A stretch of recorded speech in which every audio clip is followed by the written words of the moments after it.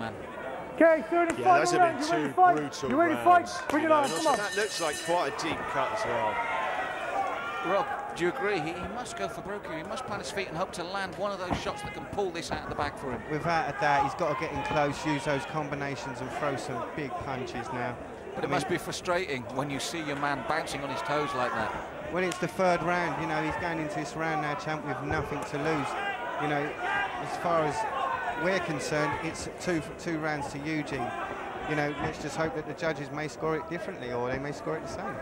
Christian, but Nathan's doing the right thing finally. He's walking his man down, and he needs this. Yeah, he is. He needs to start punching in combinations now as well, rather than just looking for the big haymaker, which he's starting to do there. Fired out the jab there, wasn't quite in the right range. That's right, you were right, and he ends up in the clinch.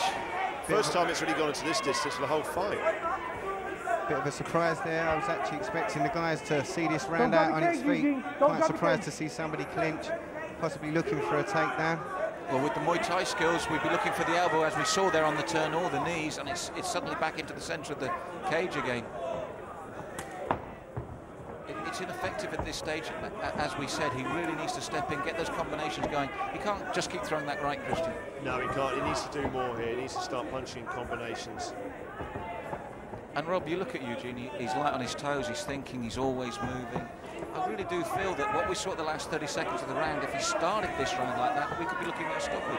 He looks like a very confident, comfortable young man, and in all fairness, he hardly looks like he's breathing up there. You know, we're into 3 rounds of what has been quite a brutal one-sided battle, and he looks like he's hardly phased.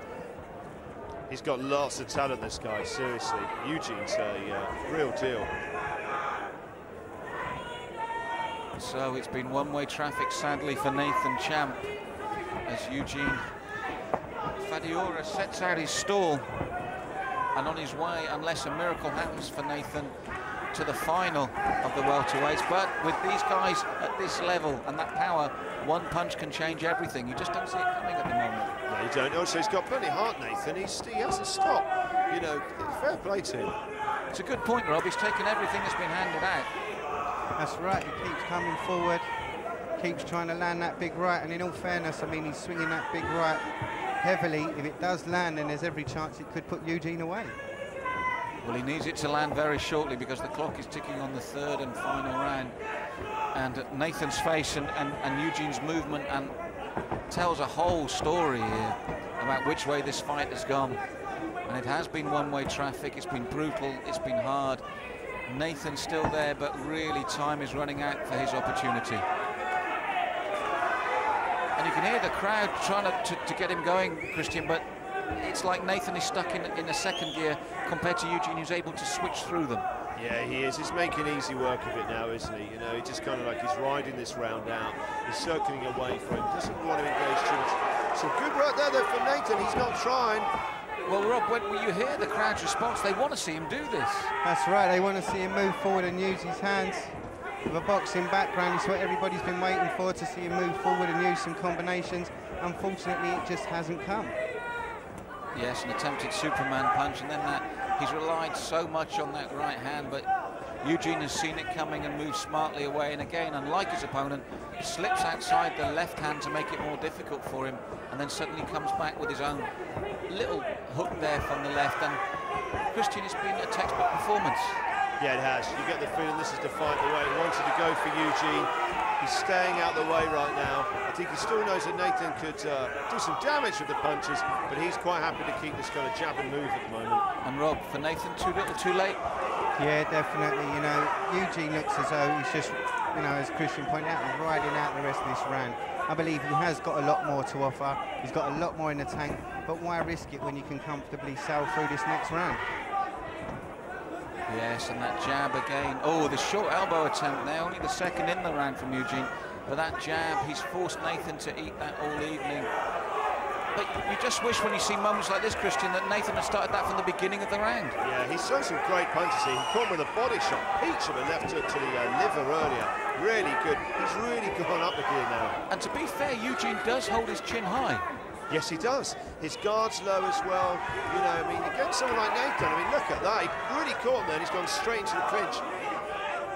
Rob, seeing out these last few seconds, a dangerous game for Eugene. It is. It's almost been a role reversal as Nathan Champ seems to be cutting Eugene's space off now, using more ring control. You know, they're clinched up tight. And time, John. And it's over. And it's a definite big win for Eugene Fadiora. And Nathan very determined, but not enough. If he'd have fought the whole fight like that, I think we could have seen a real classic. Well, Rob, he said he wanted this so much, he's not going to get it, but what a brave man. Yeah, it was a tough test.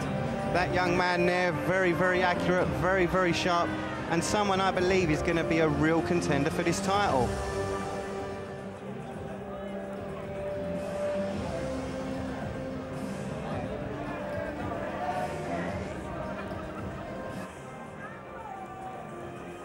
Ladies and gentlemen, after 3 5-minute rounds of action, the judges have made a unanimous decision in favor of your winner, Eugene the Sniper Fadiora.